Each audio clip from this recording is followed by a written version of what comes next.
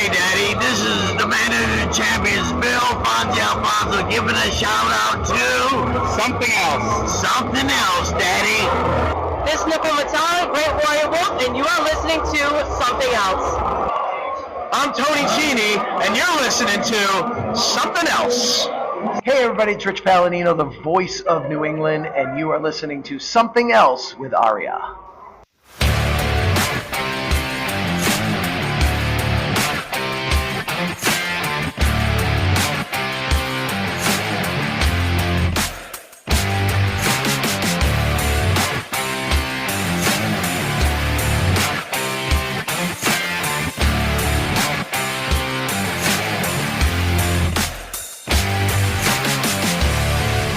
And welcome to episode number 197 of Something Else. Feast your heroes on this week's episode, Degenerates and Reprobates, as we take a look at Mid-South Wrestling and World Class Championship Wrestling from May the 26th, 1984. My name is Arya, and joining me, as always, is the Dr. D, David Schultz, to my David Schultz, who got murdered by John DuPont. It's Trae. Trae, how are you today? I thought you were going to say the David Schultz to my John Stossel. Nah, I thought I would go in a weirder direction. That was a weirder direction. And isn't it weird that there are like two David Schultzes that are related to different kinds of wrestling but have nothing to do with each other, and the other David Schultz has like a very tangential tie to pro wrestling? And there's a third David Schultz, who was a hockey player in the Philadelphia Flyers, who did a guest referee gig at Slamboree 94 for the Nasty Boys versus Cactus Jack and Kevin Sullivan match. The Broad Street Bully match. Yeah, you're right. Oh, wow. The preponderance of David Schultzes. How about that? Yep. Now, is Dr. D, is that his real name? I mean, Dr. D, of course. I mean, of course, no one would name their child David Schultz. But, yeah. I think so. It's never occurred to me to look. I can Google that here right now and confirm, but I think so. So, before the show started, we were talking about the latest Ryan George video, and you were talking about how your wife went to have a screwdriver because she enjoys a screwdriver. Have I told the story on the show about my first alcoholic drink? Well, not since I've been on here that I remember. Okay. So, when I was like 11 or 12, I was being quote unquote babysat by my cousin. And I say quote unquote because, again, I was 11 or 12. She was like 14, 15, 16, something like that. And our parents went to bingo that night. So it was more like I went and hung out at her house while our parents played bingo, kind of thing. And Right. so, whatchamacallit, I was told, help myself to anything in the fridge. Here's the TV remote. Don't bother me. Like, sounds good. So I went into the fridge at some point, and they had a container of orange juice. And so I had a glass of orange juice. And I'm like, wow, this is a really tasty orange juice. So I had a second one, and I'm gonna imagine you could probably tell why I'm telling the story in relation to a discussion about screwdrivers, because it turns out it wasn't just orange juice in that orange juice. So my first alcoholic beverage was legitimately unknowing drinking a couple screwdrivers. Oh, how'd that go? I remember like everyone obviously freaking out because, you know, an 11, 12-year-old drinking alcohol is a big fucking deal. And like I didn't feel any off at all. Like, you know, I remember like I feel exactly the same, but everybody else freaking out. Like, you know, when everyone's freaking out, you kind of start like overthinking it.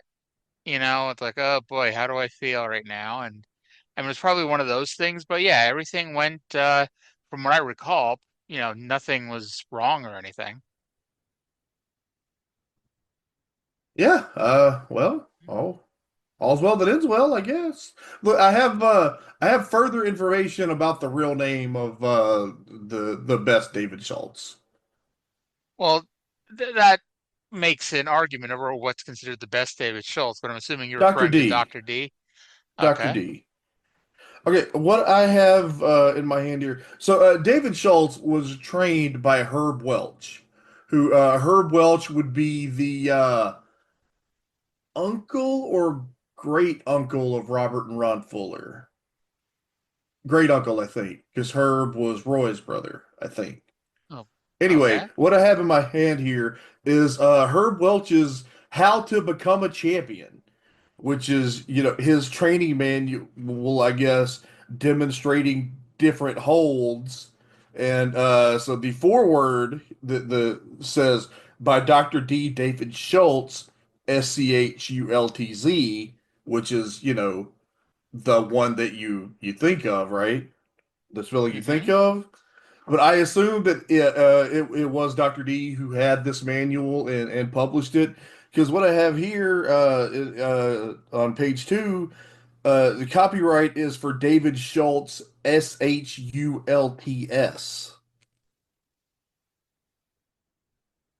Interesting. Yeah, that's not even on his Wikipedia. Hmm. That I don't know. I don't know how to respond to that, I guess. It's very All right. useless information. Yes. I mean, people don't listen to this show for the inside scoop on anything, recent and noteworthy. That's the episode title. Very useless information.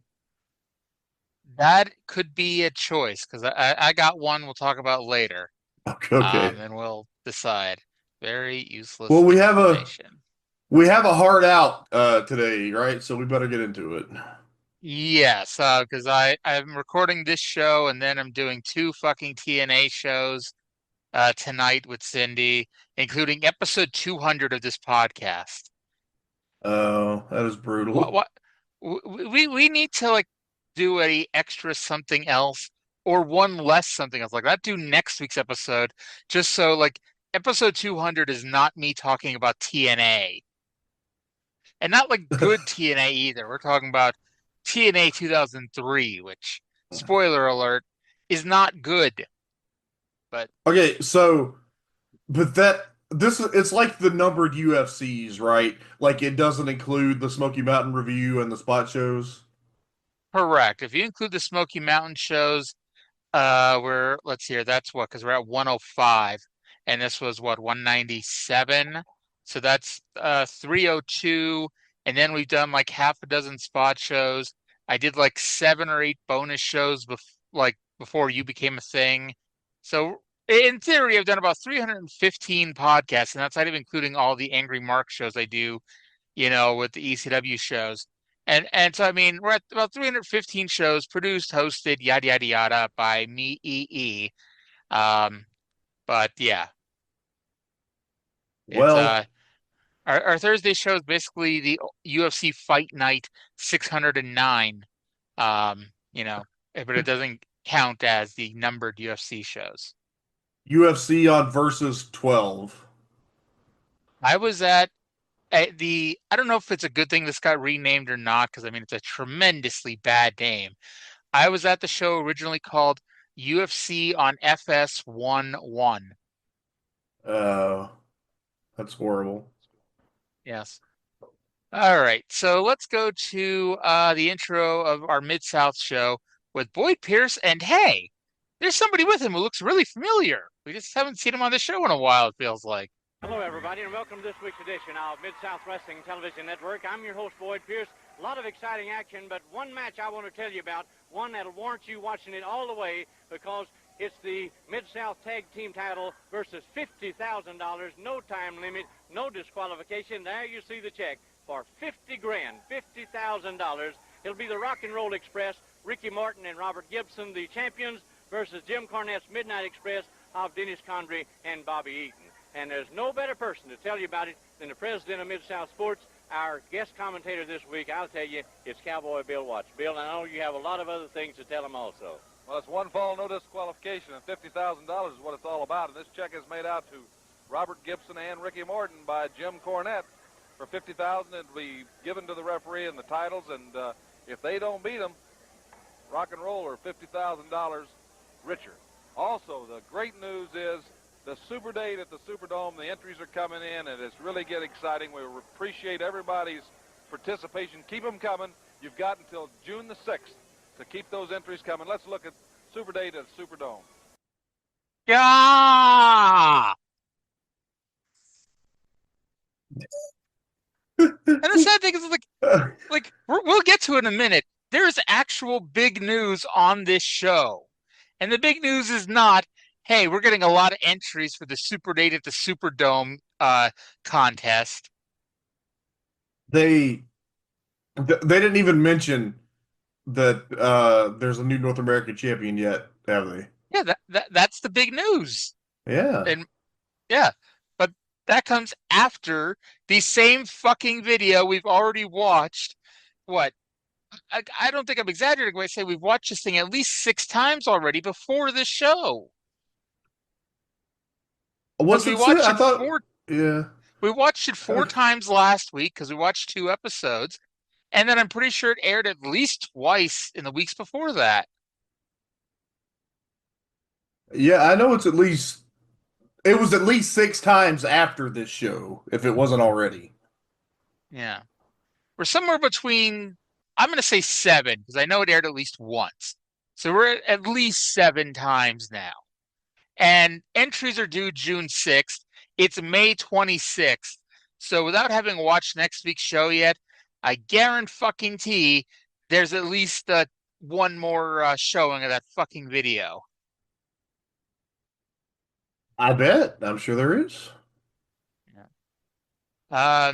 So yeah, Bill Watts is here. And when was the last time Bill Watts did commentary? Like it may have been The Angle back in early March. You might be right. It's one of those things. You see, you ask me these questions, and I have the necessary notes that I could figure out the answer, but it's like I would need time. I mean, I am not really needing an answer, but either way, like even if like it was okay, let's say it was a month ago, it's like it's been a while because JR's been doing this a lot lately. Boyd's been on. Yeah. Joel Armstrong has been on. Yeah, no, Thankfully, it's just Mhm. it's just frustrating to me because like if I had an eidetic memory, I could tell you, and I don't, and it frustrates me that I don't. I don't think I could do a show with Sheldon Cooper. It's bad enough that I remember way too much shit already without an eidetic memory. I think the 2 of us together might be unbearable. If I didn't have severe ADHD, I'd be a fucking supervillain. So today we're getting the match that they did the contract signing for last week. It's the Rock and Roll Express versus the Midnight Express for the tag team titles and $50,000 of Mama Cornette's money. And we'll get to it, but like at the end of the day, was this really the best use of Mama Cornette's money? Like, and I say this like a lot. Like, remember when TNA did like that knockouts ladder match where like it was like a battle royal, and then the 2 winners had a ladder match, and the loser of the ladder match got their head shaved, but the winner got a title match. It's like there's so few knockouts in TNA. You could just eliminate yourself, and odds are you're going to get a title shot soon enough without risking your hair. Whereas, like with this, there's only so many teams in Mid-South Wrestling. If Jim Cornette waited long enough, even by sheer dumb luck, they're going to get a title shot soon enough. Well, yeah, but the point of the $50,000 was bait to get a no disqualification match, so they could implement this plan to cheat their way to the championship. I don't know if that's a spoiler or not, but yeah, Yeah, Cindy, spoiler for something that happened before I was born. For something that happened 41 years ago that you and I have already watched and we're about to talk in like 20 minutes. So after we saw that fucking video again, we come back to Watts, who announces that, in fact, Magnum TA won the North American title on May 13th. By the way, 2 years to the day before my brother was born, May 13th, Wow. 84. So, yeah. So we'll see if anything happens on my date of birth or, in 2 years when we're still doing this, my brother's date of birth. We still have a few years before yours, right? I know there is a Tenryu Jumbo Saruta singles match on the day I was born, but it's not one of the famous ones, I don't think. So there is because when my brother and I had our podcast many moons ago to celebrate the show's anniversary, I reviewed a show from right around the day of my birthday, and he reviewed a show from right around the date of his birthday. And for me, it was the October 30th, 1984 Tuesday Night Titans. And I only remember that because, A, I was born on a Monday, but B, there's this god-awful Johnny Valiant promo talking about Brutus Beefcake. And Vince asks him, how much would he credit himself for the success of Brutus Beefcake? And Jimmy Valiant's like, I think it's a 50-50 thing. It could be 90-10. It could be 10-90. It could be 98. It could be 2. Oh, that'd actually be fun to do. I don't want to do WWF from the time I was born though. I want to do like Crockett. We might have to do that. When were you born? Or what year?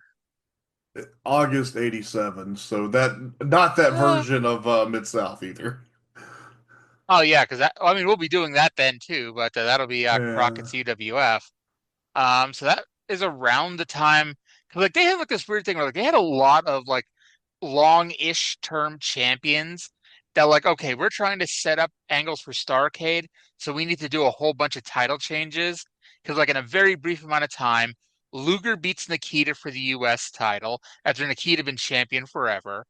Um, whatchamacallit, the Midnight Express, I think they beat the Rock and Rolls for the tag titles, but they win the tag belt. No, or is it the US belts? Either way, the Midnight Express win championship belts from somebody.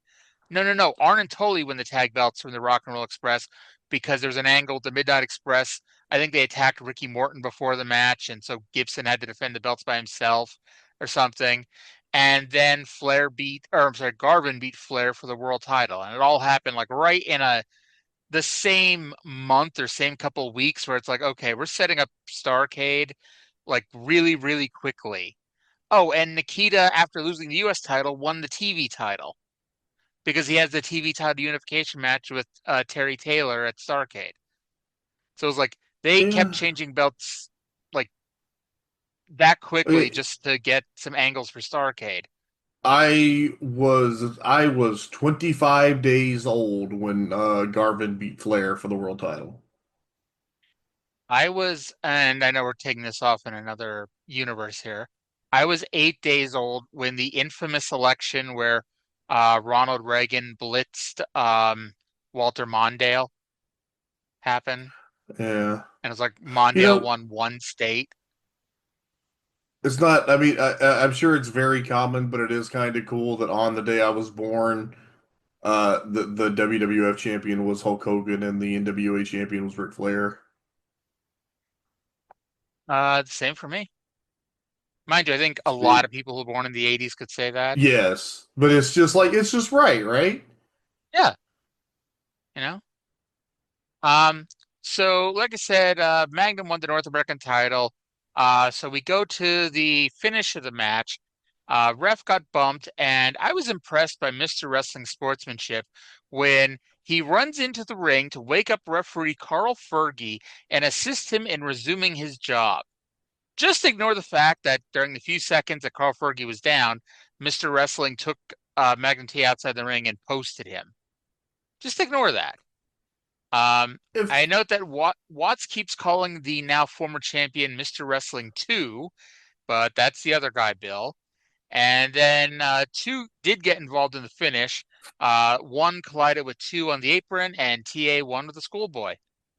And the crowd went nut. absolutely not. You're on Mother's Day in Tulsa.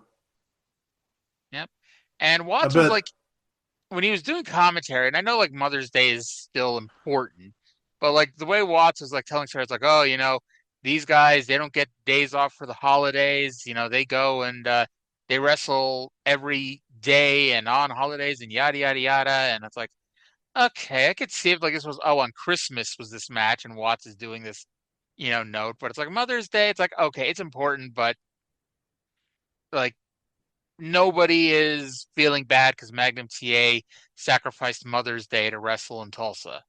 Hey, you know what though? I bet there were a lot of happy moms who went to the matches in Tulsa, and then that night when they got their Mother's Day Roger from their husbands, that they had that vision of the new champion Magnum TA to get them over the threshold. Oh, that's a tremendous way to phrase that. That's All why right. you pay Speaking me the big buck. speaking of tremendous way to phrase things, Bill Watts is at ringside with the love child of Bobby Lashley and Shelton Benjamin. Let's go to that right now. Ladies and gentlemen, standing to my left is Sonny King, an internationally known wrestling star, wrestled Japan, Europe, Puerto Rico, Atlanta, the Carolinas. You've been around. All over, Bill, all over. Sonny called me. He lives in Louisiana, and so he wanted to come here today because I think there's been a thing that's concerned him a lot. It's certainly concerned us here at Mid-South is Butch Reed's vendetta against the Junkyard Dog, and it's become an obsession with Butch Reed, and it's out of control where we don't really know what to do about it either. But last Saturday in Memphis at television, Junkyard Dog was there getting ready for his main event bout in Memphis on Monday against Ken Patera, one of the world's strongest men. And who shows up but Nature Boy Buddy Landell and Butch Reed, but they weren't booked there. Nobody knew they were coming there. And an incident happened that has really shocked the wrestling world where they knocked out the Junkyard Dog. Apparently Butch Reed had something on his hand other than his fist, and they tarred and feathered him. I know that's one of the things that's brought you here. You know, Bill, it's the most disgusting thing in the world. I mean, like, what's this tar and feather bit? You know, that's one of the most disgracious things that have happened in the black race. Like, this is a complete put down. Butch Reed, for some reason, I know the dog real well, and I also know Butch real well, you know. And Butch Reed, for some reason, think there's no other professional wrestler, especially a black professional wrestler, in professional wrestling other than Reed himself. But it's a long story. It's a whole different story. You know, Bill, Dog is a great person. Dog started from the bottom, and he made it from top. I watched Dog right here in the Mid-South. I catch TV. I see everybody beating Dog here. Then I came back and I saw Dog got his stuff together. He went in the gym. He got in shape. He put on weight. He got the strength. And Dog came to, now Dog become one of the best black professional wrestlers and professional wrestlers. Now Butch Reed has something back that he feels he got to be the #1 black wrestler. Now he's going to call name. Not on top of that, he's disgracing me. He's disgracing me when he go out and tar and feather another brother right here in the ring. That's bad business. Let's watch just how that happened in Memphis TV, courtesy of Channel 5 television. All right, so I wasn't originally going to press pause, but then it's like, this is like a 7-minute clip, or not 7-minute clip, but the whole beginning to end of this Sonny King thing is 7 minutes long. So I wanted to, press pause in here for a second. So yeah, Sonny King, internationally recognized wrestler. He's wrestled all over like the Carolinas, Japan, and Puerto Rico. Do you think Bill Watts confused Puerto Rico with Costa Rica? Probably, because they're like the same word. They just have different gendered endings. Well, Puerto Rico means rich port. Costa Rica means rich coast. nice. Thank you for the Spanish lesson today. Now, Sonny lives in Louisiana, and all I could think is, man, he must suck as a wrestler that he lives in Louisiana and they don't have him in here at any point as at least a somewhat regular. Because, I mean, come on, it's cheap trans to bring in the local guy. Oh, is And he not one of the ones that they try with after Dog? I don't think so, but I guess we'll see. Because I know, like, he might come in, like, but like the 3 people I know of that they push hard as like the next top black star is Butch Reed, the Snowman, and Master G, who's George Wells, famous for throwing up at WrestleMania 2 when Jake put his snake on him. Well, yeah, I don't And know. and the Snowman is famous for winning the USWA title and trying to pawn it.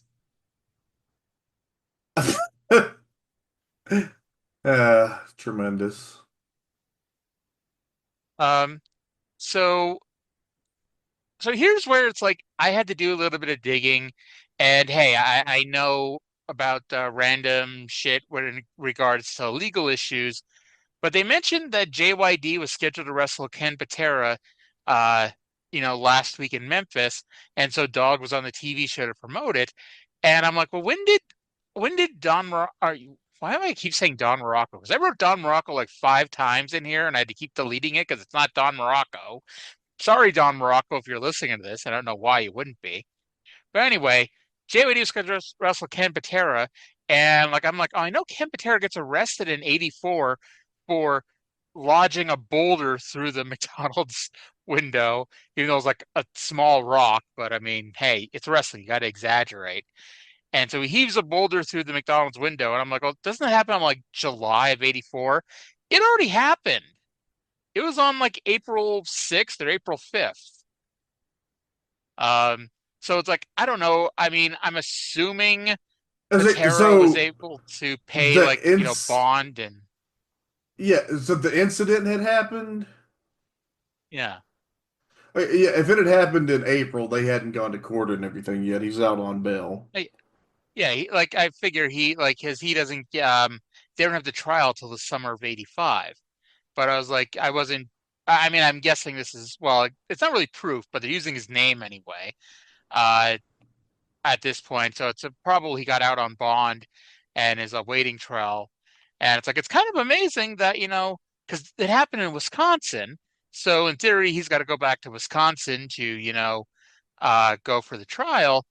And this is 1984. There are no computers. There's no internet. Like, yes, Ken Patera is a nationally known professional wrestler, but it would have been a lot easier for him to go into hiding and not end up back in Wisconsin, to fight his charges. Although that would have, really ended his career because, you can't be on the run from the law and being a nationally televised pro wrestler. Arya, I know that we often get at loggerheads because of your tendency to uh, suggest that things should have been done a different way just because for the sake of they could have. But are you suggesting that Ken Patera should have jumped bail in regards to his 1984 rock eating case? Did you say rock eating? Yeeting. Okay, I'm sorry. I just wanting to make sure we enunciate properly on the show. No, but I'm saying that I'm surprised that they allowed him to continue his job as at least a nationally traveling pro wrestler because, again, most people who are out on bail, there is a trust factor there. But at the same time, it's like you're trusting that this guy, in 1984, when it's not easy to just find people who disappear, like it is really now, you're trusting that he's going to come back. Yeah, they do that sometimes. Yeah. I mean, I'm not suggesting that he could have or should, or I'm sorry, not suggesting that he should have. I'm suggesting that he could have, which obviously he doesn't do because, like I said, he has his trial in July or like June or July next year. So the issue is that someone with a pending felony case should not be permitted to leave the state. I mean, that could be a reasonable suggestion, especially like I said, like at this time where it's not that easy to track people down. Like nowadays, most people are stupid, and if they're out on bail, they're going to be on social media bragging about being all over the damn place. It's like, okay, well, here's where they are. Let's go get them. No, Or you could track their cell phone. Or imagining. you could, I'm imagining Ken Patera and Masa Saito filming a TikTok of Ken Patera hurling a giant boulder through a McDonald's window. it's funny because when I remember I first heard that story, like I pictured like the world's strongest man competitions where like they're picking up giant rocks and whatnot. And I'm like, Campatera went, picked up a giant round rock and threw it through the window, which is not what happened. Louis, Anyway, would you like to guess who the Junkyard Dog wrestled at the Mid-South Coliseum the Monday prior to this show? I'm gonna bet it's not Campatera. I almost want to say Don Morocco just because I keep saying Don Morocco, but I'm gonna go with their baby. Well, I guess Lawler kept bouncing back and forth, so who really knows? But we'll just say Jerry Lawler just because it's Memphis. No, you're Not asking, so even. I'm gonna Bill Dundee. Butch Reed. Okay, then. I mean, Butch Reed's a hell of a replacement there for Ken Patera. Shout out to Mark James and Tim Dills. Memphis Wrestling History Tendency Record Book 1980 to 1989. Nice. All right. So you heard them talk about the angle, and we're gonna actually go to a clip from Memphis TV right now, and play it here with Lance Russell trying to interview the Junkyard Dog. This guy's, like I said, one of the strongest men I ever met in professional wrestling, and probably one of the better athletes. Buddy Landell, what are you doing? Wait. Just back off my show. Hey, this is my 5 minutes. What are you doing there? Son. You better back up and regroup, brother. I'm serving notice on you, brother. The Nature Boy's coming here and taking over. And if you can't do what I can do better, then get back, Jack. All right, buddy. Come on, listen. Wait. No, you got no time here. Let's go back, brother. Hey, boy! Hey, don't run, Hey, come on. Yeah. I done showed everybody. I done painted this sucker yellow all over the world. Yeah, you sure have, Butch. Take that stuff and get out of here. He's a yellow dog to me. Oh. Now you know what? We got something else for him, baby. Eddie. We're gonna make him a big bird. We're gonna make him a big old chicken, baby. Butch Reed and Buddy Nature Boy Landell out here. Pouring it all over Junkyard Dog. You do it with 2-on-1 and catch him with a sucker punch in there. That's a Junkyard Dog right there. Yeah. Okay, Landell. You and Reed take that stuff and get... Butch Reed is the best black athlete anywhere in the world, baby. I want you to know it. And this is the best. Guess what? Stay out of your place. Come on out. Boy. You are ridiculous. Come in here and oh, dog, man. Gee. Don't worry about the thing, man. He sucker punched you to get you down there where he can do it. He wasn't facing you head on and trying to do it like a man does. He has Landell out. Don't worry about a thing, man. It's all going to be taken care of, Butch Reed. This stuff happened in 1940. I know exactly what you're trying to get through to people, Reed. But it will not happen. Like I told you time and time again. Every dog needs a bone to chew on, Reed. And your nasty, no good, high-stepping, wood-pile hind end, it's a dog bone to chew on. And for Buddy Landell, this is too sweet for him. But I know he's a Tennessee boy. That's all right. You don't claim him. I'll guarantee you that. Don't worry about I'm sorry about it. Don't worry about it. Don't worry about it. Don't worry about it. That's terrible. Well, Sonny, I can join with you in the degradation that happened to Dog, and I've known him since he first came to Mid-South and was green. He was a great athlete. He used to play with the Green Bay Packers, great football player in college.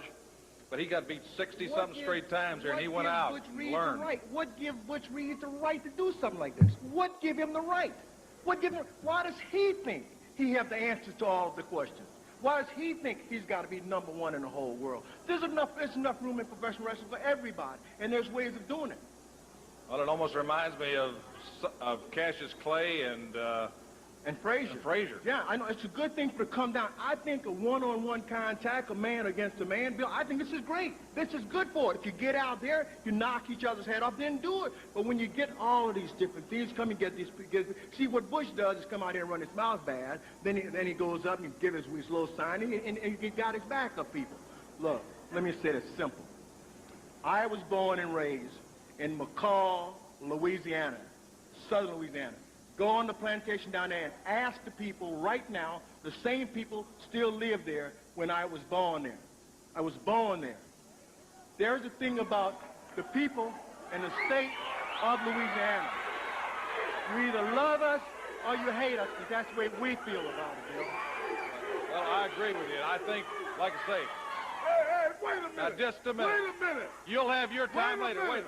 You know I'm going to talk when I get ready to talk, Bill Watts. Let me tell you something. Just be Who nice, appointed Bush. you? You just Child be nice, sheriff, Bush. a professional wrestler, you going to turn The people, wrong from right. the people from the state, the people from the state of Let me tell you one Louisiana, thing. the people from the state of I don't care Louisiana. nothing about Louisiana. Louisiana ain't never showed me nothing. And I'll tell you one other thing. We don't have to You tell know them. you. Let's go to, we'll be back after these guys. Let's get out of this. I think the most heelish thing Butch Reed has ever done in his life is let Sonny King talk for like, I don't know, it felt like 3 minutes nonstop before coming out to cutting him off.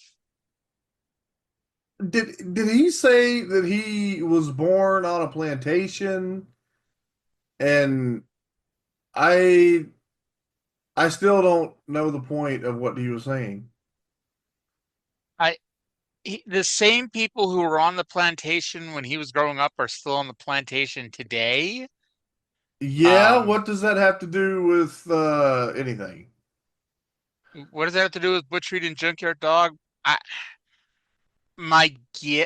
mean, they're not really athletes. I mean, they're obviously, they're hard workers that are working on a plantation. But I mean, that's my best guess is he's trying to get around to Butch Reed calling himself the best black athlete and mentioning, these other people who, are hardworking individuals but it's a stretch. And if I'm saying something's a stretch, you're really stretching it here. This is a stretch. Yeah. So, I mean, that's a lot of promo time, but I'll be honest, like, Butch Reed is fucking great. I did not appreciate him growing up. Really, I didn't really start appreciating him until we got to him in Mid-South here. Because even with him in Doom, it was like, okay, we're closer to the end of Butch Reed's career than the beginning.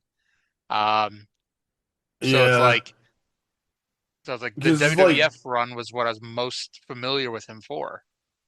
Yeah, he was. I never was cared for him in the WWF, or even like Doom was okay, but Doom was more like the greater than the sum of the parts. But but you always heard that, like, oh, he was great in like Mid-South and Florida, and I mean, yeah, I gotta track down, like, it exists. There was a Flair-Reed match from Florida that Dave gave 5 stars back in the day. Does that exist on tape? I'd imagine if Dave saw it, it does. So, I mean, I know Dave used Dave to go to a lot of traveled. shows. Yeah. He did, but I mean, he may have been at that show. It's possible, I guess. But I mean, living in California and Texas, it's more sheer dumb luck if he happened to be there for a 5-star Flair-Butch Reed match. So yeah, it's funny because well, we've been talking about it. It's like, well, it's the schedule, so it's like that's why like him and Duggan and even like DiBiase. It's like, they're you watch their Mid-South shit and it's so much better. But at least like with Duggan and DiBiase, you can see them bringing that same personality, that same interview style kind of into the WWF. But Butch Reed, it's like, and I think part of it may have had to do because he had a manager and he may not have been comfortable having a manager, but he never really spoke well. I don't want to say spoke well because that sounds bad, but I mean, his promos were very blah in the WWF. They didn't stand out at all. So it's like I never, and like I watch Butch Reed promos now, and like I fucking love them. But it's like Okay, even I'm if I were about to go to back right, Mhm. go ahead. Go ahead. I was just gonna wrap it up saying even if I went back and watched WWF promos of Butch Reed now, it's like they still aren't very good. Yeah. Okay, this is going to be a very stupid tangent, but they never, to the best of my knowledge, did they the $1 Million Man character? Did they ever explain the source of his wealth? I don't believe so. Okay, because I was just thinking, and this is it's fucking 40 years too late now, but like I was just thinking from the perspective of like, you're somebody who lives in like, or you're somebody from where I grew up and you had watched Ted DiBiase in Mid-South, and then a few years later in the WWF, there's this $1 Million Man. You'd think, well, what is this bullshit? Ted DiBiase wasn't a millionaire. And you could have just slipped in that when he was in Oklahoma and Louisiana, he invested in the oil business and struck it big.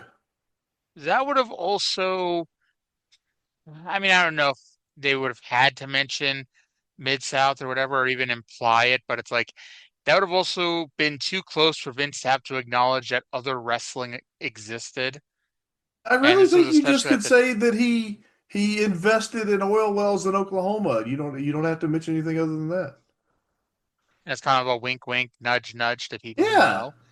just And it's like, because fan service retroactively to me 40 years later.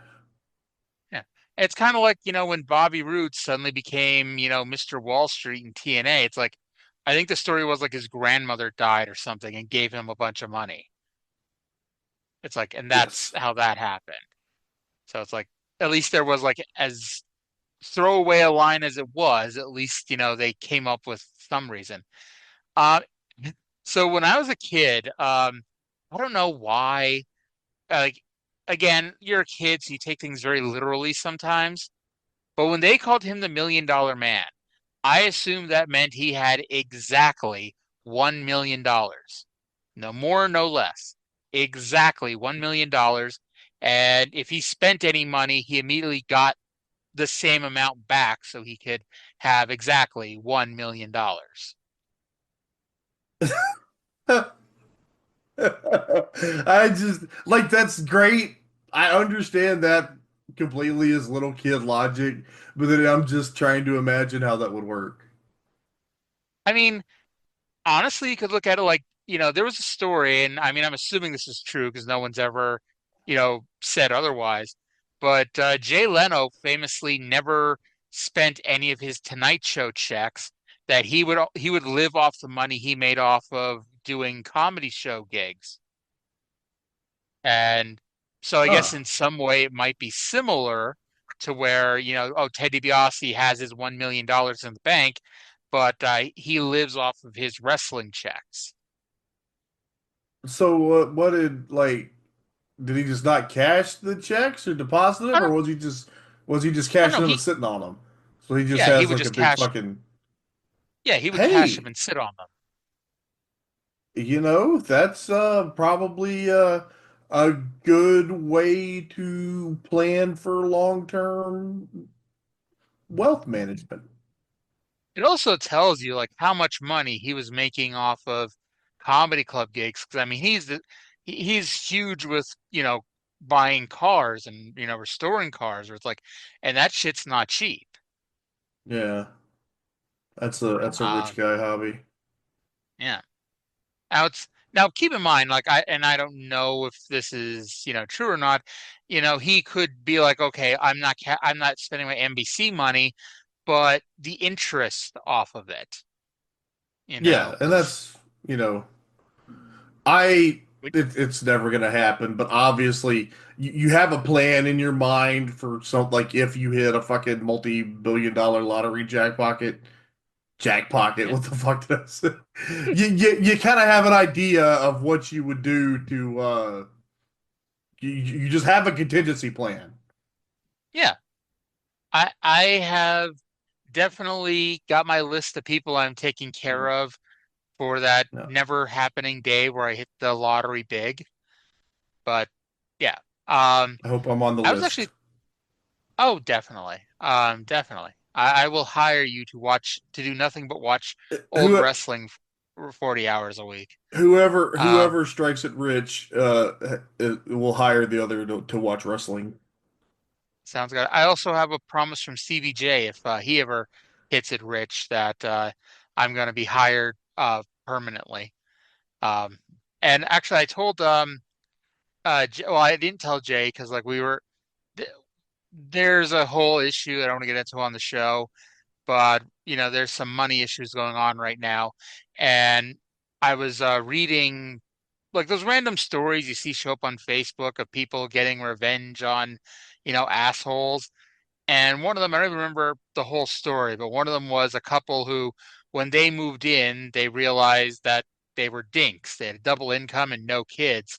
So they took one of their paychecks, one of the two, and just let it collect dust and interest while they lived off the other paycheck.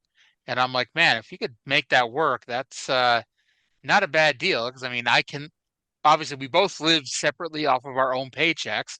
So if you put the two of us together, half as much rent. I mean, you pay more utilities and food, so it might not be entirely work out entirely great, but I mean, it's feasible that that could happen. And I didn't bring that up to Jay yet because, like I said, there's some stuff going on. But yeah. Yeah. I guess we And should. by the way, I didn't even know Dink was a thing. Double income, no I kids. okay. Do you remember the show Doug, the Nickelodeon show from the 90s? Yes, I love The Doug. Yeah, the neighbors were the Dinks. Yes, yes. I also Yeah. immediately thought of Doink because, I'm me. Oh yeah, yeah. Uh, The and how Dink was his Christmas present in '93.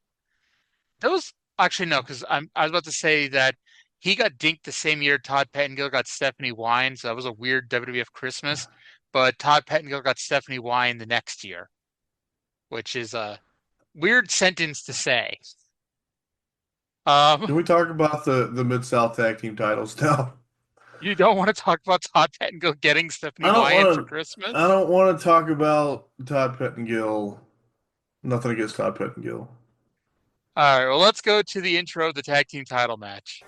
Ladies and gentlemen, this match is one fall or TV time remaining. There are no disqualifications. This match is for the Mid-South Tag Team Championship. That is enough. I'll tell you what this match is for. For the most important stakes ever in a Mid-South wrestling match. The highest purse, $50,000 versus our Mid-South belts that were stolen from us. And I introduce to you now the challengers, the once and future Mid-South Tag Team Champions, Loverboy Dennis and beautiful Bobby, the Midnight Express. All right, so I gotta say, Jim's not been going overboard with intros lately, but hey, they're not special if they happen every week. Um, so when the Rock and Rolls come out, some woman at ringside presented them with new vests. And to be perfectly honest, I was expecting this to come up somehow in the finish. It didn't. So the Rock and Rolls just got new vests by a fan who somehow knew their exact measurements. I don't I know why. Like these vests just screamed fabulous ones to me. Like these were not Rock and Roll Express vests. I was thinking that too, to be perfectly honest. I'm like, man, if they had the tails, like this would be the Yeah, fabulous ones. yeah, Because I was actually looking for tails. I'm like, oh my God, they made the fabulous ones vests, but it ended yeah, up being for the Rock and Rolls, but there were no tails.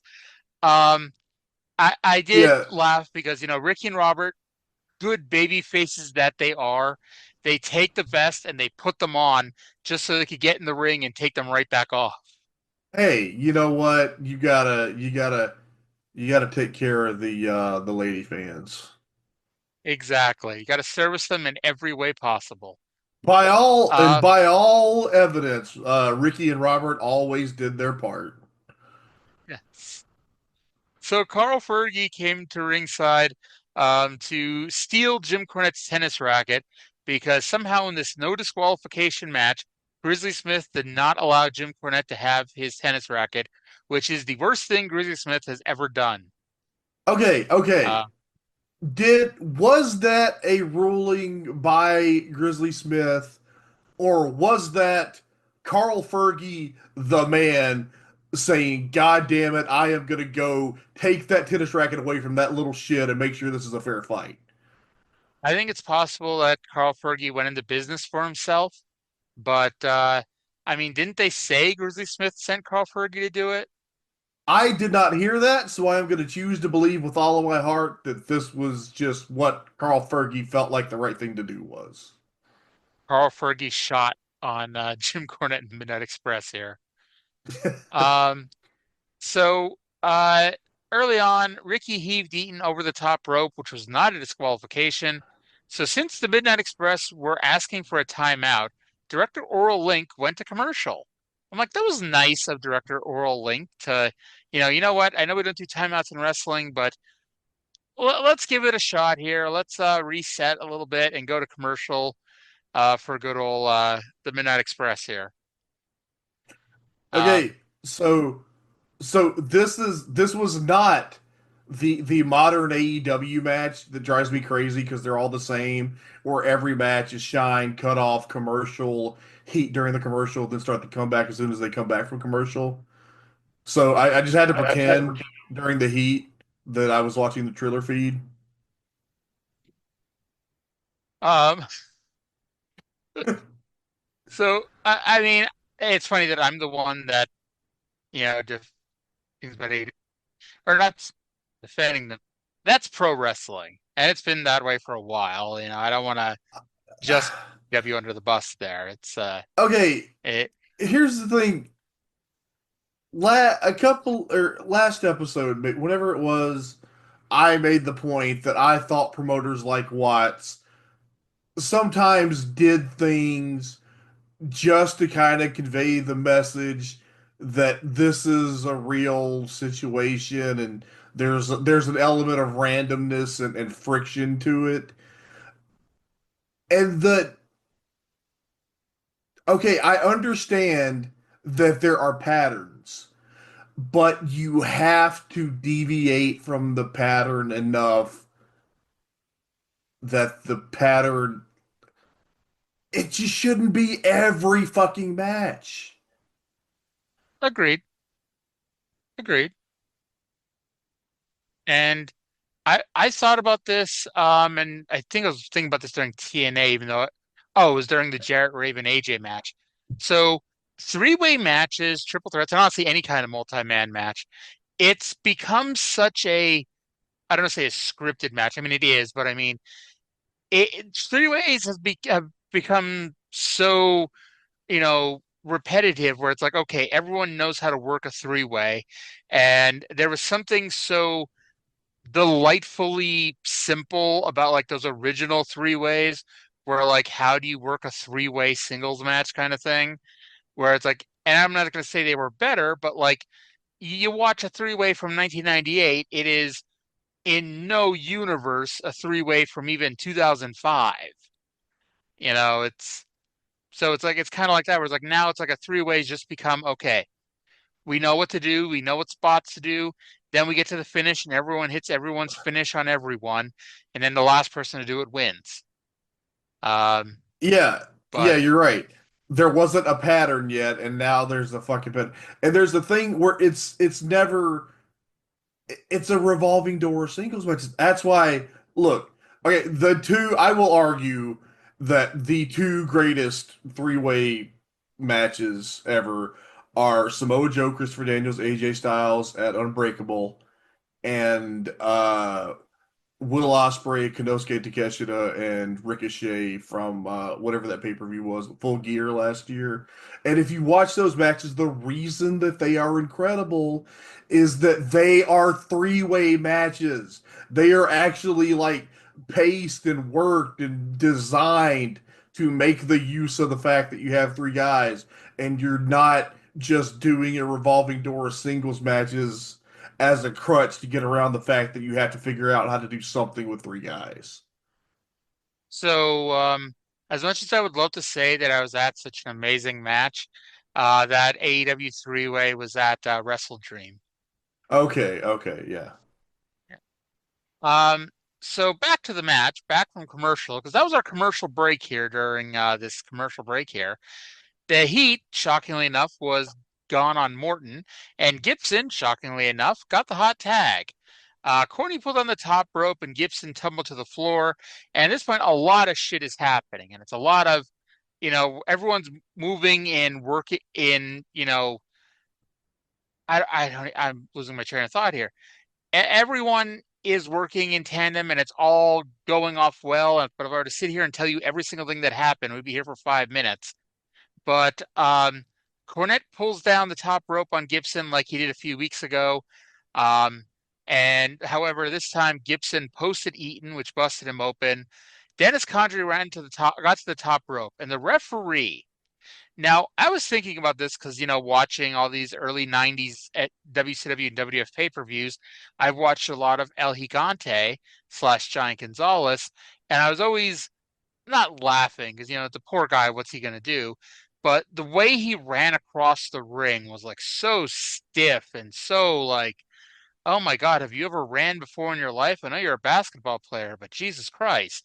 That is how the referee was running here to run over to yell at Dennis Condrey for climbing to the top rope.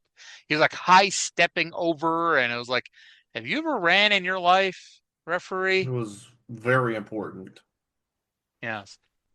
Gibson put the sleeper on Eaton, which somehow led to the referee go flying. Like, did Eaton kick his feet up in the air or something? Because that referee went fucking flying off this sleeper hold. I could not tell, but I had the same thing. Goddamn, he flew out of the ring, didn't he? Yeah. And then while Gibson was putting Eaton to sleep, Jim Cornette introduced the Ether Bunny and put it on to Gibson's face. And Eaton eventually made the cover for the win. So we have new Mid-South Tag Team Champions. The Ether Bunny. That's fantastic. I wish I could take credit for that one, but unfortunately someone beat me to it. But yeah, it's still it's a tremendous turn of phrase there. Loved everything about this. 10 out of 10, no notes. Yeah.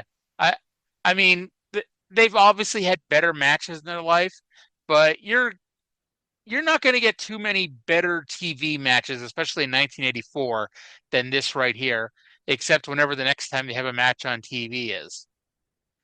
I forget everything about it, but on the WWE Legends of Mid-South DVD, I know they put out, there was a Midnight Express Rock and Roll TV match, and I don't remember anything about it except that it was really good, shockingly enough.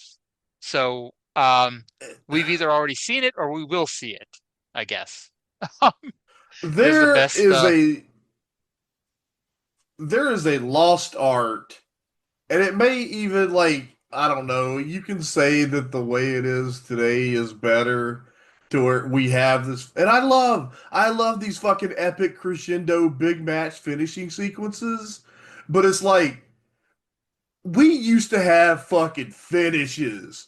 The booker sat there and thought about it and figured a fucking finish and said, all right, here's what we're gonna do. You're gonna bump the fucking referee, and then Cornette's gonna come in and chloroform Robert. That's something with some thought put into it. Mm-hmm. And I remember as a kid, after watching wrestling, thinking Ether would be a much bigger part of my life than it is. I don't even know what the hell you use Ether for. It's And I'm sure that there's some territory in some period that it was overused and people were sick of it. But I have seen it infrequently enough that I pop for it every time. Because when it's done well, it's fucking tremendous. I want an ether on a pole match where there's like two poles, one has a rag and one has a can of ether, and you have to go up and get them both so you can spray it and use it on your opponent. And that's You probably know, too silly for 1980s pro wrestling, but this is why I don't book 1980s pro wrestling. Vince Russo would have Um, loved that. Two pole matches in one. oh Lord. Maybe we had somebody come out of a box to make Jim Cornette happy. Um, Yay. all right, let's go to the Speaking victorious of team and manager. speaking of Right? Jim Cornette being happy. Speaking of Jim Cornette being happy, let's go to JR with Corny and the Midnight Express. Ladies and gentlemen, you have just witnessed one of the most bizarre and unbelievable incidents that have ever occurred in professional wrestling, much less the Mid-South rings. Mr. Cornette, I think it was quite obvious. When nothing was hidden, it was quite obvious that the way that your men won the championship was quite deceitful, it was illegal, and it was a little bit sickening as to your actions in the ring today. Well, obviously it isn't quite obvious because obviously you're obviously mistaken. Now, first of all, if you will notice this check for $50,000, I'm sure those boys could have bought some decent clothes with that. That's such a shame. But there seems to be some controversy as to what happened in that match. As you can see, beautiful Bobby's head was severely lacerated by the illegal move when they threw him into the ring. You expect people to believe Yes, that? I You expect people to believe I that? have to say. You know, we'd have a nice conversation if you'd stop interrupting me. His head was severely lacerated. Myself being a good manager, at all times I carry a complete first aid kit. The referee was knocked from the ring and unable to tell the extent of his injuries. So what I did was I simply jumped up, got a cloth, got some disinfectant, and came to the ring to wipe the blood from Bobby's head and disinfect the cut. If it had been more severe, I might have considered stopping the match, but this man is tough. He can take anything. The match went on. He pinned Gibson 1, 2, 3, legally, morally, and the Mid-South Tag Team belts are ours. Rock and roll is here to stay, not very likely. Well, ladies and gentlemen, I know that you won't believe thing Mr. Cornette said. Hey, We saw who are you exactly to what dispute happened. my words, we Jim saw Ross? we Who saw are you to exactly dispute what my happened. words? I am a Ladies and gentlemen, we'll be back with more Mid-South Wrestling action after this word from the network.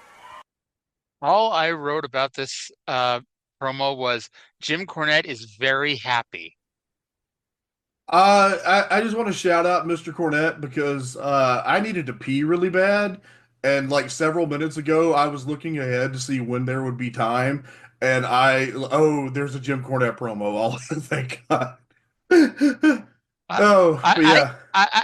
I can't even I can't even blame you for that one because I have done that more than once where it's like, okay, there's 5 minutes here. I can run to the bathroom. I can run get a drink, yada yada yada. I, By the way, did you at least wash your hands? You only had 2 minutes. I'm a very fast hand washer. Okay. I will find occasion to use the line, we'd have a nice conversation if you'd stop interrupting me. Jim Cornette is just tremendous. Yes. So yeah, that we have new champions, and I wonder if we're gonna get another cake angle next week. I mean, probably not because Probably not. Yeah. Wouldn't it be tremendous though if they did something else and it somehow still ended up with Cornette getting a cake in the face. Or Jim Cornette is so stupid that it's like, well, this won't happen again. So we're gonna get a cake and have another celebration. And of course it happens again. We can When even will have these Big heels Head learn? come and slap him. That was the only sad part I had about the show was Watts was on the show and Cornette didn't randomly call him Big Head. That's right up there with Tracy's mother's calling Brian Lee Horsehead. We need a head off between Brian Lee, Bill Watts, and Big Nog.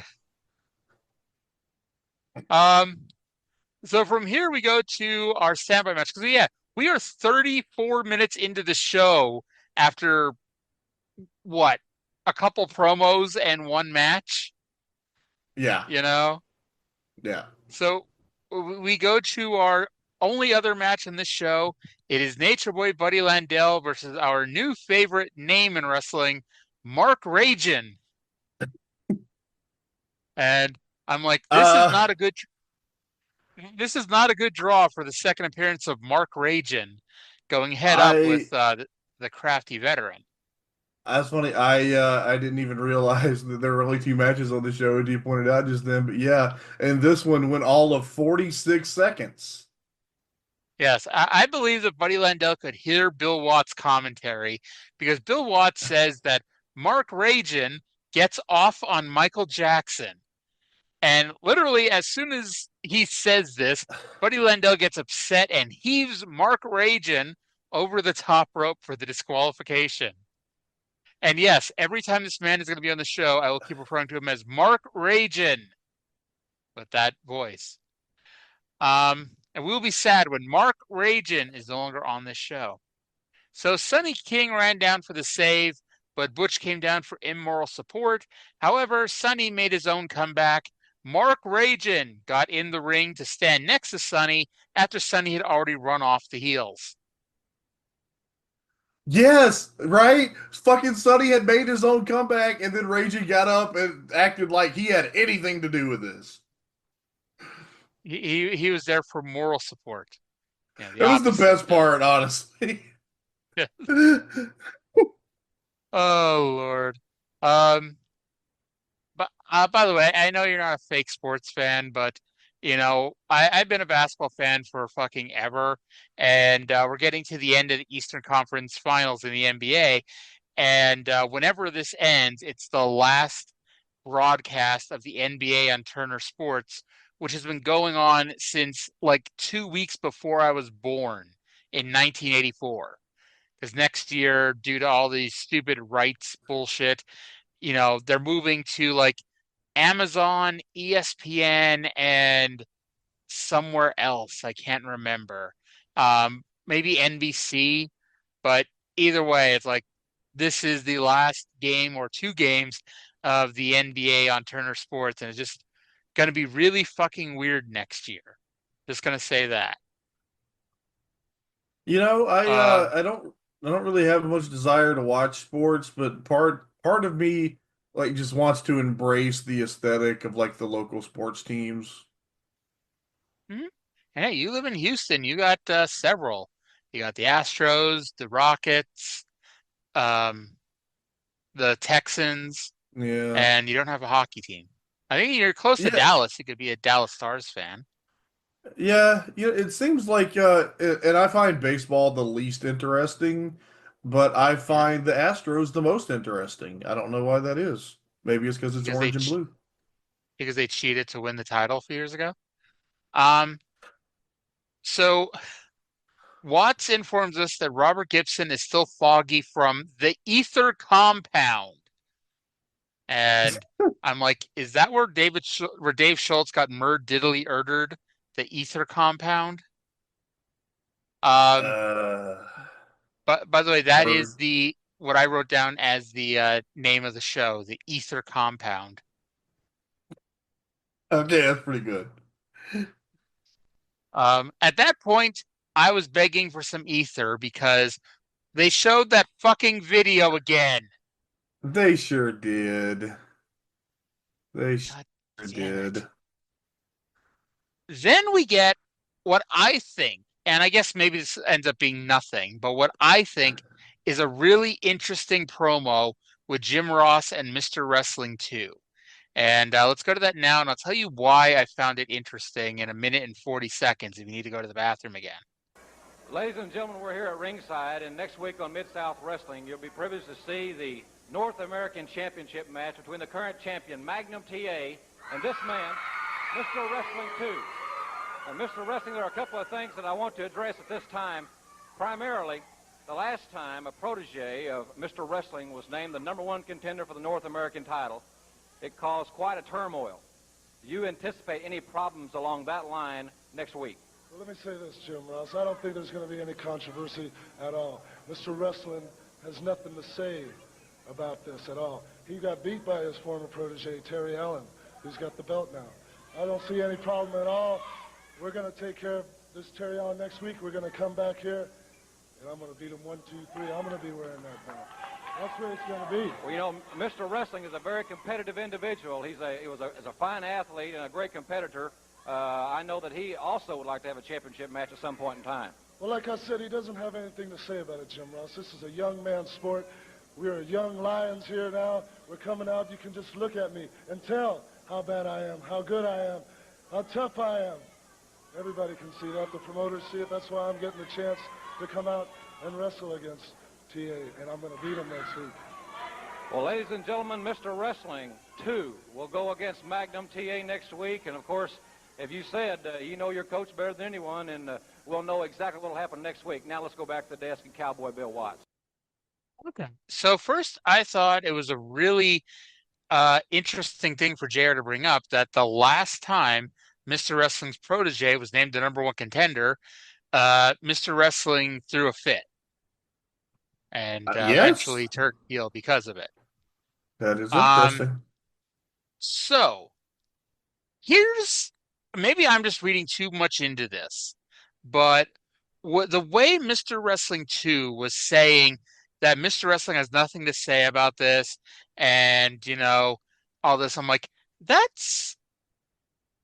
maybe I'm reading too much into this, but like, to me, that felt like he has nothing to say about this because I kicked his ass backstage and he can't come out here and say anything otherwise.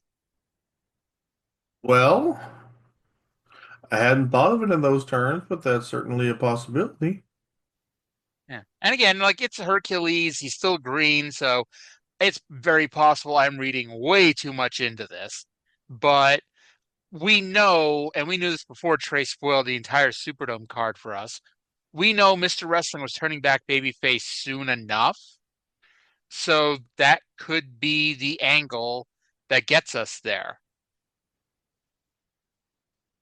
Yeah, I probably is. All right. And then, do you remember, like, what was it, 3-4 months ago when, what's his name was on the show? Oh my God, I can't remember his fucking name now. Buddy Nichols? The guy who was on, no, well, not the guy who saved pro wrestling, but, or made pro wrestling the way it is. But that guy, Brian Adias. Remember when Brian Adias was randomly on Mid-South one week and they called him the world-class TV champion, even though the TV title had never, ever been mentioned on the world-class show that we watch? It's like an exclusively a Fort Worth title belt. And we're like, wow, it's nice that Mid-South is here to keep us abreast on who the champions of world-class are. Bill Watts randomly informed us that Sunshine has been institutionalized after something that happened in Fort Worth 2 weeks ago, and we're going to see that next week. I'm like, what show am I watching again? That was like, which, okay, we know the reason, but if you didn't know the reason, it would be fucking random. Yeah, it's like the weirdest motherfucking shit ever. But yeah, so apparently Sunshine is not going to be around much longer. And I mean, I knew that because when I was looking up to see how many fucking times Chris Adams and Jimmy Garvin wrestled each other, I had seen upcoming mixed tag matches with Chris Adams and someone named Stella May, and I'm like, okay, what the hell is this all about? Now, I guess we'll see. But I mean, is this the end of Sunshine? Because I don't know too much about all that. I think she comes back. At least some. She doesn't stay in the business long term, but I think she does come back out of this. I am trying to remember. There was a podcast or something that I was listening to in the last few months that talked about the Sunshine thing and Stella May. I can't remember the last name. Stella May. Honestly, all I ever saw her listed as Stella May French, maybe? Maybe, yeah, Does that something like sound that. right? But yeah, I think I get. I'm relying on a very faulty memory here, but Sunshine maybe had like an alcohol problem and went to rehab, and then so they uh I can't remember. I'm betting that it would have been the Between the Sheets podcast because they did one covering 1984 kind of recently. It was the earliest one they had ever done. So yeah, that's why I had some pre-existing knowledge of this. So that's the only reason.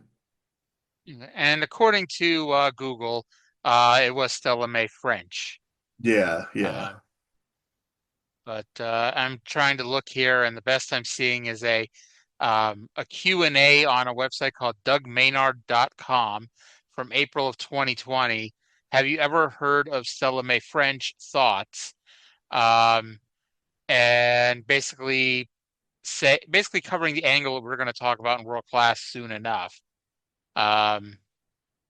Okay, apparently Sunshine does return, and Stella leaves shortly after Sunshine returns.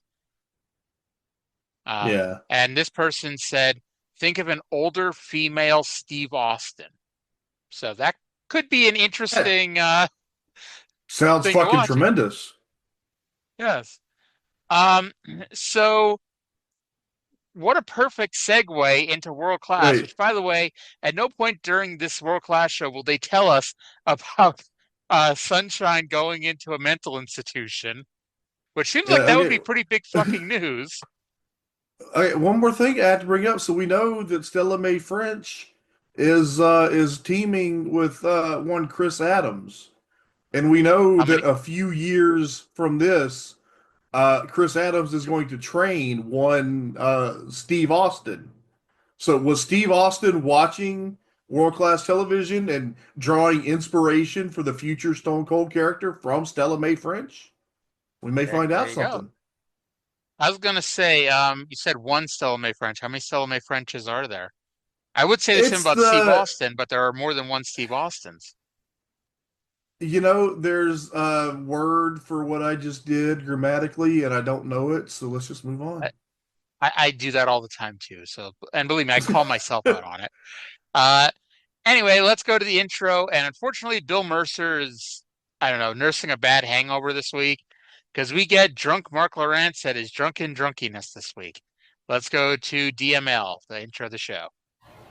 World Class Championship Wrestling comes to you from the world-famous Sportatorium in Dallas, Texas, where you will be seeing our main event tonight, the big rematch between Kerry Von Erich and Ric Flair. Kerry Von Erich won the World Heavyweight Championship at Texas Stadium. Ric Flair is ready for this non-title rematch. Hello again, everybody. I'm Mark Lawrence speaking for Bill Mercer, and I invite you to stay with us. It's going to be a great telecast. As coming next, also from Texas Stadium, you'll be seeing the Great Kabuki with his manager Gary Hart going against Kamala, the Uganda Giant, with his man Akbar around the ring. Stay with us. It's all getting started right here on World Class Championship Wrestling. Do you think Bill Mercer was personally offended when he went back and watched this and saw drunk Mark Lawrence say that he's speaking for Bill Mercer? Bill Mercer didn't go back and watch this. I believe it. By the way, I had to mute this so I could watch the next few seconds where they show up the card for the show because, and here's proof, I guess I wasn't paying complete attention to the intro. I had no idea there was an 8-man tag until the commercial after the opening match that says up next the World Class 8-man tag. I'm like, what fucking 8-man tag? I'm like, they didn't have that in the intro, but it's like in tiny letters above Kerry Von Erich versus Ric Flair is 8-man tag match. It's like, okay, I wasn't paying enough attention, I guess. I knew there was an 8-man tag, but I think it was because I had read the synopsis on my media center. Okay. So up first, we have one of our popular Something Else rewinds as we go back to Texas Stadium for the match between the Great Kabuki and Kamala. Now, there's part of me, like, if this didn't involve so much work, I'd go back, clip the our discussion about the Great Kabuki versus Kamala, and just insert it right here. But that's a level of work that I guess we'll see how bored I am tomorrow night because that would Okay. require me to go and do some editing. I hope you do it because that sounds hilarious. So then we get the not really the main event, but the last match on the video that I watched. The greatest martial arts expert in the world, the Great Kabuki, with Gary Hart of all people, versus Kamala with General Skandor Akbar. And my guess is that this aired on the Fort Worth show, but I guess we'll know for sure soon enough because they had different graphics for this match. Kabuki spewed the palmolive on his hand as the match started. Drunk Mark Lawrence now called it close to 50,000 after calling it 50,000 the rest of the show. And to be fair, 32,123 is closer to close to 50,000 than it is to 50,000. He's gotten drunker as the show was going on. When the bell rang, and this is before I didn't look up the results ahead of time, but the bell rang and I wrote, there will be no winner in this match because Kamala didn't like doing jobs. Yeah, I didn't see either of these doing a job, and somehow I guess Kabuki was the baby face. Okay. Kamala got. Okay. Mark Lawrence said something about Kabuki wearing 3 masks to cover the stars from growing up in a melting pot of sin. And I was way too stoned to have that conversation with drunk Mark Lawrence. And I'm still upset about it. I'm sorry to hear that. So Kamala gets on the boob claw, and Gary Hart realizes that this match is in the shitter. So he tried to get something going by confronting Akbar, but then realized nobody gave a fuck about him confronting Akbar either, so he went back to his corner. Gary then figured, well, it didn't work once, let's try it a second time. So he took his coat off and nailed Friday, excuse me. And because he hit Friday, Akbar then got in the ring for some reason. And for some reason, despite the fact he didn't actually get involved in the match itself, that led to a double disqualification. And Gary gets in the ring and chokes Akbar while the wrestlers were doing stuff. Gary Hart went over and kicked Kamala in the face. You know, I don't want to accuse someone of having a massive ego, but Gary Hart had a massive ego. You know, chronologically, it was like in the middle of the card, it was this match, and then they followed it with the Dog and Link match. So, like, just in the middle of this card, just like, I don't know, 15, 20 minutes of just unadulterated, worthless shit. It was, because, like, we've seen them, you know, well, hey, they had Dog and they had Butch Reed in, but we've seen this before on the big shows. They'll bring in a couple of outside, you know, names, you know, as special attractions. So it's like, I get that. And I mean, Kabuki has been in the territory before. And I think this may have been Gary Hart's first appearance since, you know, he quit his booker after the Christmas 82 angle. Yeah, I think so. Yeah. This was a boring match that was too long, and it had a fucking smudge finish, just fucking worthless. It had a smudge finish that you knew was coming. You just didn't know which one it was going to be. This was the most boring fucking monster battle. Yeah. This was not the ECW Monster Mash Battle Royal. This was not Freddy versus Jason. No, it was not.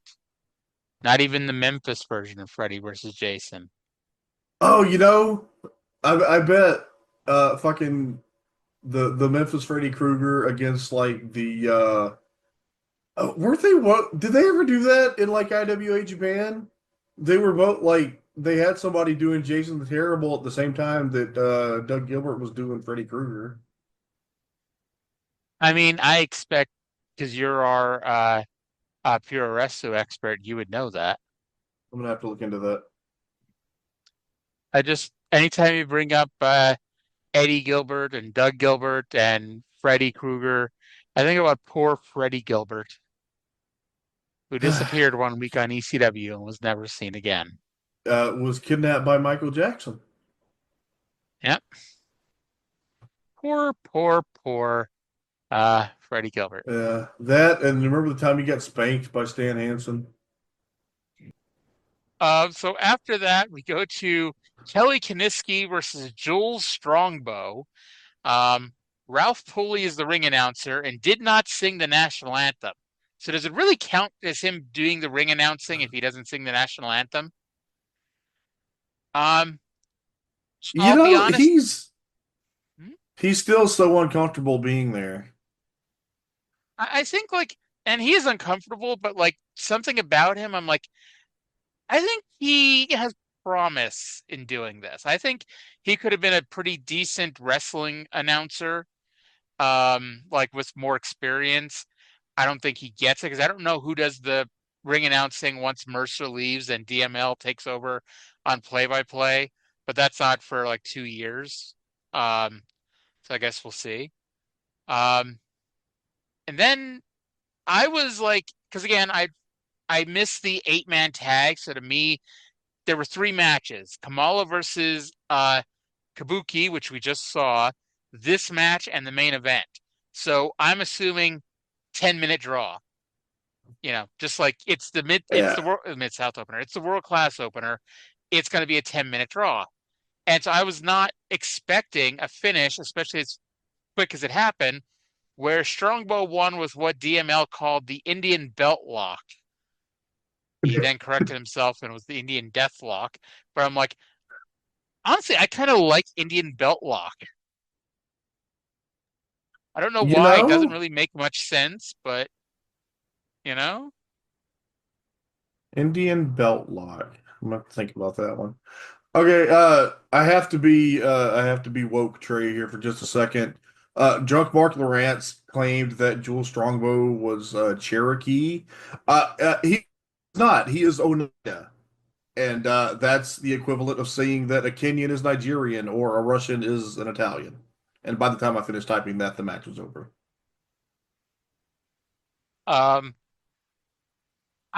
It wasn't awful. I mean, I'm not honestly, it's Jules Strongbow. He's not gonna set the world on fire. But so we'll see him, I guess. We'll see if he lasts. I don't remember him being here. Although, to be fair, I'm not terribly familiar with World Class, so he could be here for the next 2 years. Okay, I don't. It probably wasn't, but if this was the first time I've ever actually seen Jules Strongbow, I wouldn't be surprised. But all I know about Jules Strongbow is that if you are the lesser member of a tag team with Chief J Strongbow, you're probably not Ricky Steamboat.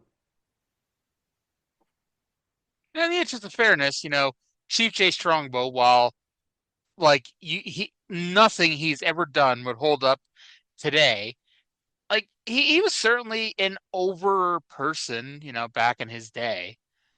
And actually, to answer the question that we didn't actually ask, Jules is here until 2 days before I was born.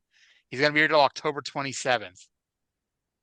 I have seen it pointed out, and I've had it claimed by people I trust who watched and verified this phenomenon. Apparently, Chief J Strongbow was only over in the Garden.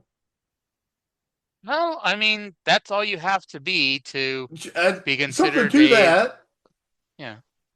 There is something to that, but yeah, it's just interesting to note that if you watch the stuff from Philly or Boston or fucking wherever, he's just fucking he gets the reaction he deserves as a worker. Well, except for the Garden that loved him. Yeah, Davis said that about Pedro, where he was absurdly over in the Garden, but he was not much of a draw anywhere else.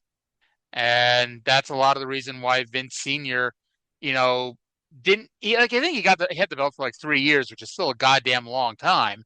But that's actually, it wasn't even 3 years. I think it was only 15 months, quote unquote, only. But either way, that's the reason why they got the belt off of him, relatively quickly, at least in comparison to Bruno. Yeah, but yeah, again, he drew big at the Garden, so I guess yeah, Pedro. Actually, almost 2 years. Won the title February 8th, 71. Lost it December 1st, 73. And then Bruno won it like the next week. Yeah, 9 days. Yeah, Stan Stasiak beat Pedro on December 1st in Philadelphia. Bruno beat Stasiak on December 10th at the Garden. John Stasiak's claim to fame: his dad is a former world champion. You know, the very first time I ever saw Sean Stasiak, he was on Sunday Night Heat, and they mentioned that his father was the former WWF champion Stan Stasiak, and so that has been burned into my memory since the very first thing I ever learned about Sean Stasiak. Hey, even though I was too young to really know Ivan Putski and watching him wrestle, I knew enough that when Scott Putski had his little run in '97, I'm like, oh, it's Ivan Putski's son. This is a big deal, even though it wasn't really a big deal. Mark Lawrence informs us that he was handed something. Kabuki and Kamala had a serious situation in the locker room, but he can't find anyone to tell him about it. So just to be clear, someone told him there was a serious situation, but didn't bother to tell him what it was. Go home, Mark Lawrence. You're drunk. I ended up being so confused because we'll get to what he tells us later, and I'm like, that doesn't make sense. But let's go.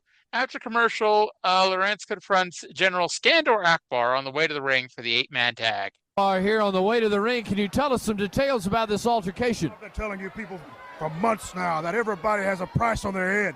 Money talks, and I got plenty of money. So it talks in the right places. As far as I'm concerned, Kabuki is with me tonight. You understand that? Money talks, that's all I got to say right now. You're not going to give us any more details as to what happened in the back. I want to do our fighting in the ring right now. All right, the word. All right. So I don't want to say it's a pointless promo because, we haven't heard from Ack in a while, so it's like it's nice to get the occasional promo by the guy. But it's like, yeah, there was nothing to be said about this. And then, so I mean, I guess like the story is he's acquired the services of Kabuki for tonight. And so we go to the ring for the match, which there's so many questions about this match. I was like, I'm not sure where to even start here, but it's a Super D's, Max, and the Great Kabuki with General Skandor Akbar versus the Fabulous Freebirds and the Large Oriental Killer Khan. I'm not sure why we're getting it. I'm not sure why we're getting an 8-man heel versus heel match. I'm not sure why Kabuki, who at the beginning of this show was being managed by Gary Hart in Texas Stadium, is now being managed by General Skandor Akbar. And yeah, and then, I mean, jumping ahead, let me see where this was. Okay, so DML tells us that Kamala was hurt by the Freebirds and Kabuki, I guess doing a 4-on-1 beating, which makes no sense because why would the Freebirds and Kabuki team up to take out Kamala since they're on opposite teams in this match? And then, if that's the case, why would Akbar then associate himself with somebody who attacked and injured his man? It's possible DML meant Killer Khan, but that's not what he said. I have a headache. The more you talk about that, like the more my fucking brain started to hurt. That's what was happening when I was watching, so I'm happy of passing along the headache on this one. And then DML, bless his heart for trying, I guess. So the Freebirds are teaming with the Large Oriental Killer Khan. And by the way, who is like smaller than Terry Gordy, which made me laugh. but Killer Khan, he only speaks Japanese. And so Michael Hayes tells Gordy to give him instructions, and Terry Gordy's just telling him hurt, hurt, hurt. And Killer Khan, I guess hurt is a universal word. Hurt. Killer Khan understood that. Gordy was speaking to him in broken English, which is a legitimate dialect. I didn't even hear anything that was in English. I just heard him say hurt, hurt, hurt. Arya, they hurt people.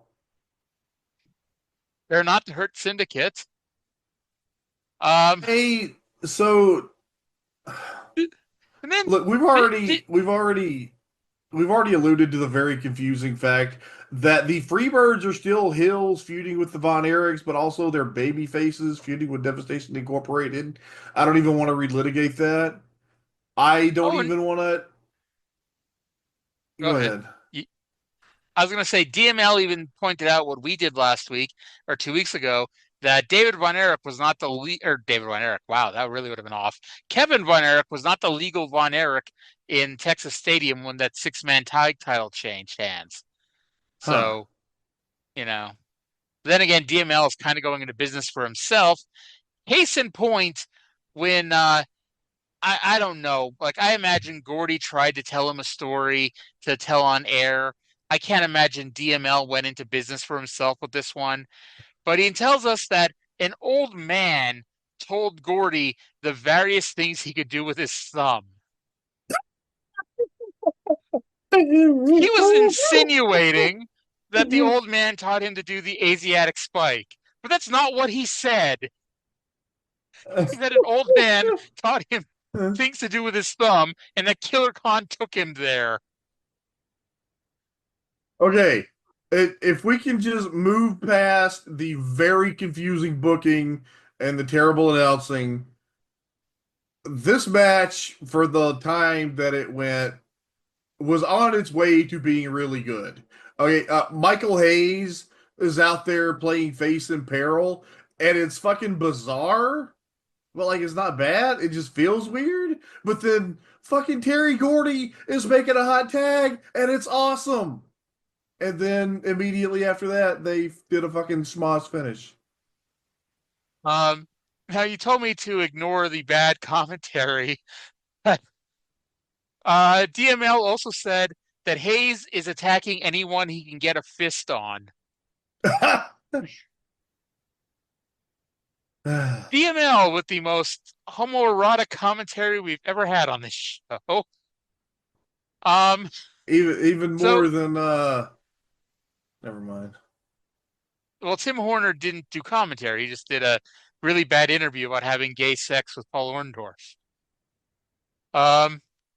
So Gordy gets a hot tag, an 8-way breaks out, and the match was thrown out. Super Dunn had his mask removed, so his face was covered by Akbar's headdress as he ran to the back.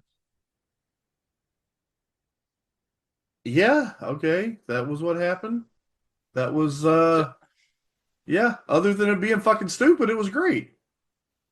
Now, we should have noted what mask Super Dunn was wearing. I think it was the gold mask with the green star, because they do have the color inverted mask too, the green mask with the gold star. So Super Dunn isn't wearing that mask in the future. I would demand to know how they got the mask back from the Freebirds. You paid a lot more attention to this than I do. I was too busy paying attention to DML. Let's go to a Kerry Von Erich promo. His first promo on TV. Well, his second promo on TV as world champion, but the first one apparently doesn't count because it was at Texas Stadium. We're here at the Sportatorium with world heavyweight champion Kerry Von Erich. Kerry, why visit here rather than the studio? Well, Mark, the reason is because this is where it all started for me. The Sportatorium has a place in my heart. You know, this ring right here is where my brother Dave and Kevin and I used to work out hours and hours a day. You know, in this building I won the Texas title the first time. I won the American title. And now right here in Dallas, I've won the world title. Well, during all those titles, I never forgot the people of Texas. And this will be no different. I will never forget the people. Whenever I defend the title of the world heavyweight title here, I'll never forget where it all came from and And it's because of you people that I have this belt, and I'll never forget it. Kerry, it's time to travel the world, and I know your eyes and mind will always be right here. That's right, Mark. It sure will. This place is my home, and I started off here in the Sportatorium, and I'll finish here, and I promise you that. World Heavyweight Champion, Kerry Von Erich. I'm not convinced Kerry knows what Mark Lawrence's first name is, because it sounds like he's doing a hybrid of Mike and Mark. I thought his first name was Drunk. Well, then it's his middle name, you know. The first name that he's more known as is Christian first name. So I don't know whether to blame the director for this or Kerry for this. I mean, ultimately, I think I'm going to blame a little bit of both. But like, Kerry, you're the world champion. Hold the fucking belt into the camera so we can see it. Wait, we can see you holding it. Is Mark his Christian name and Drunk is his heathen name? Yes. Yes. I was more concentrating on Kerry not holding the fucking belt up so you could see it in the camera. I was more fixated on the knowledge that as this aired, Kerry lost the title 2 days ago. I was going to say, no, it's right around this point. Poor Kerry. And to think he had 108-degree flu or whatever the hell the excuse was that they're going to say. Actually, we'll see if they say it on TV. But allegedly, Fritz said that to the crowd, that Kerry went to the ring with 108-degree flu or whatever. And because he didn't want to disappoint his fans in Japan. But anyway, we then get NWA World Champion Kerry Von Erich versus Ric Flair in a big rematch bout. Flair chopped Kerry, and Kerry, to quote DML, returned the favor by punching Flair in the head. Wouldn't a chop be the appropriate returning the favor off of a chop?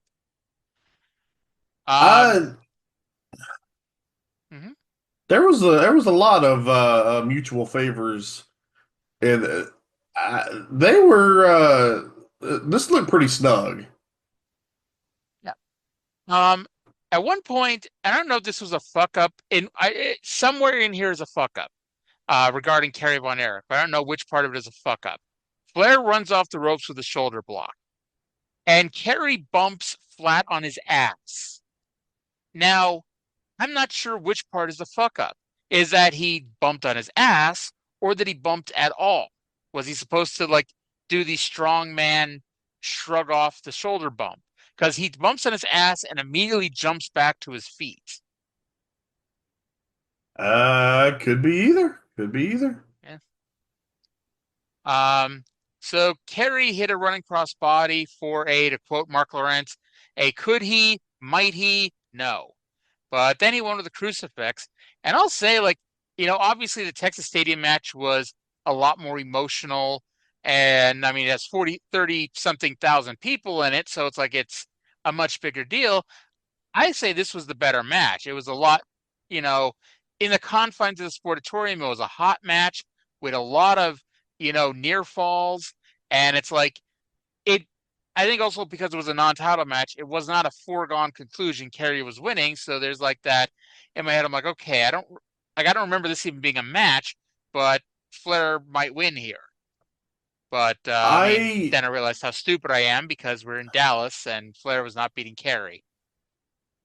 I would rate the Texas Stadium one a little higher because of the emotional aspect. But in terms of just like what they did, you can say that this was a stronger match. Like so you kind of got the impression, okay, it's a non-title, which, okay, in theory, in kayfabe terms, why is this a non-title match? Like, Flair would certainly have to be the number one contender, right? You would think so. Anyway, so Flair is like, this is just a chance to hurt Kerry, to wound him for next time. And so at first I was like, Rick's kind of like, I don't know, Rick was never like a big working punch guy. Rick was throwing some fucking punches. And then Kerry was also throwing some punches. And so that was the point that I was like, Wasn't Kevin supposed to be the stiff one? But there was like, and that's what and it may have been the same time. Like Flair punched Kerry.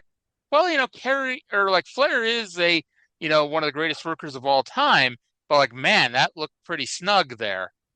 Right. So it could have been a Which, receipt because it's Kerry. So okay, we know that Terry Funk has the greatest working punch of all time, but we also know from historical accounts that the way that he works that punch is that he just punches people in the face as hard as he could. forehead specifically. I mean, the forehead is part of the face, but you know, Yes. uh, it is like it's like the greatest like expose of the business. It's like, man, how does Terry Funk throw his great punch? It's like, oh, he just punches you right in the head. Yeah, and then Lawler very famously had the great working punch, and then until that when he came back from the broken leg when he broke his leg playing softball, and Jimmy Hart had done the promo about dragging the horse out and shooting it, and Lawler broke Jimmy Hart's jaw. He also broke Paul Heyman's jaw, and there was that manager in Memphis, like in like 2007, that he broke the jaw of. Gotta say, When did it's he break funny that Heyman's jaw? he broke Heyman's jaw in like '87 when um there was like a story where like he asked Heyman like a week or so in advance if he'd be willing to do a scaffold match, and Heyman said yes. And he's a heel doing a scaffold match. That's what the fucking finish is. And I guess the night the show happened, Paulie needed some liquid courage and did not consume it because he basically refused to take the bump.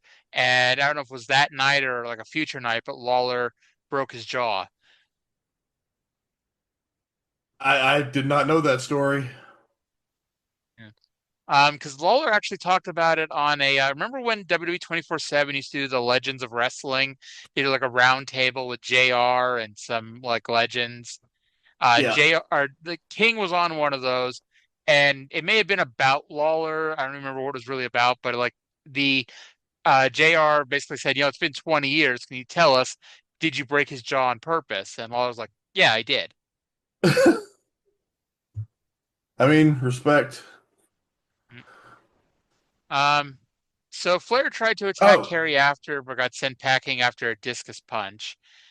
At the end, I'm not playing this, but like DML signs the show off and says they had no idea when the Kerry Flair match would end. I mean, dude, if you look at the bottom of the screen, Mark, it tells you how much time is left in the show. I don't think he was watching it on a laptop. Probably not, but we cannot. Okay, I'm not gonna. We don't have enough time to have that argument again. Okay, so I may have an important revelation. Okay. So Kerry pinned Flair. What did you call it? A crucifix? A crucifix. Okay, yeah, you called it a crucifix. That was in fact Antonio Inoki's vaunted ground cobra twist, and that is why fate went against him a few days later when he and Flair met for the title in an All Japan ring, because that is the power of Inokiism. He should have done whatever Baba's finish was. Yeah, the neckbreaker drop. Oh Lord. All right. So hey, I needed to get this done by 7:45. It's now 7:39. So I think it's time to wrap it up. Hey, World Class was better than usual this week, so give that a thumbs up. And Mid-South, you can't say a show that had a match with like the Midnight Express and Rock and Roll Express is anything but a thumbs up. So we're calling this a win of a show this week. We gotta call this a better than usual Tuesday show. Yes, there you go. All right, so that's gonna do it for this week's show. Listen to these shows. Thank you all for 197 shows and counting. I know we don't have the greatest audience in the world, but Jesus Christ, I can't believe we're almost at 200. I may have to quit before we get to 200 just because. But That's going to do it for this week's show. Thank you all for listening. I hope you all enjoyed the show. We'll talk to you again in 7 days. Bye.